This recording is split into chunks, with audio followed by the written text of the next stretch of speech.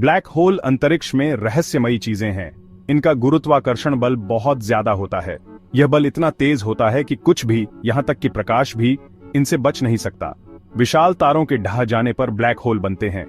कल्पना कीजिए कि हमारे सूर्य के पूरे द्रव्यमान को एक छोटी सी गेंद में दबा दिया जाए।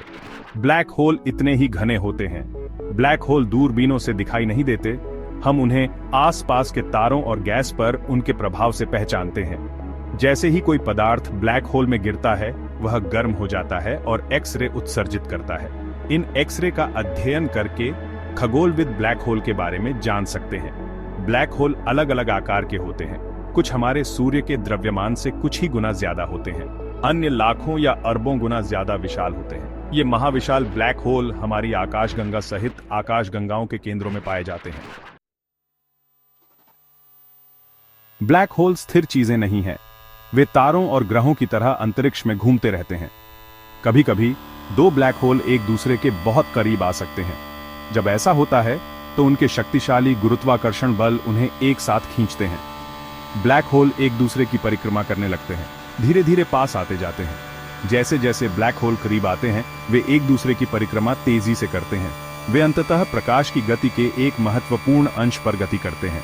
यह ब्रह्मांडीय नृत्य भारी मात्रा में ऊर्जा छोड़ता है, जो स्वयं स्पेस टाइम के ताने बाने को विकृत करता है।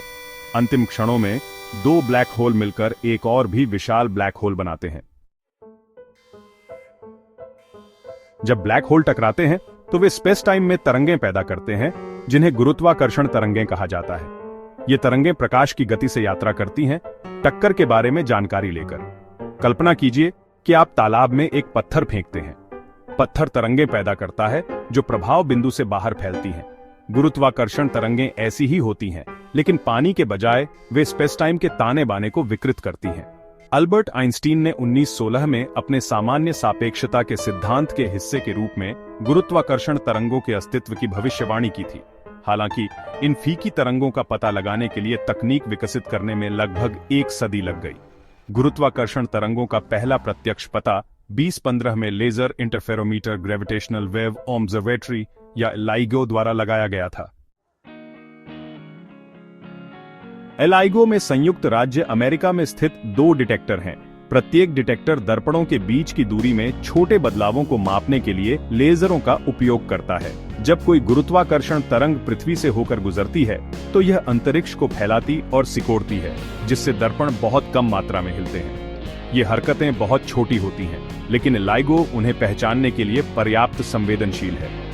2015 में पहली बार पता लगाने के बाद से LIGO और अन्य गुरुत्वाकर्षण तरंग डिटेक्टरों ने दर्जनों ब्लैक होल टकराव देखे हैं।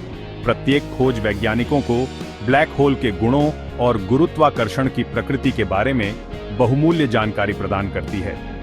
इन ब्रह्मांडीय घटनाओं का अध्ययन करके हम ब्रह्मांड और उसमें अपने स्थान की गहरी समझ प्राप्त कर रहे हैं।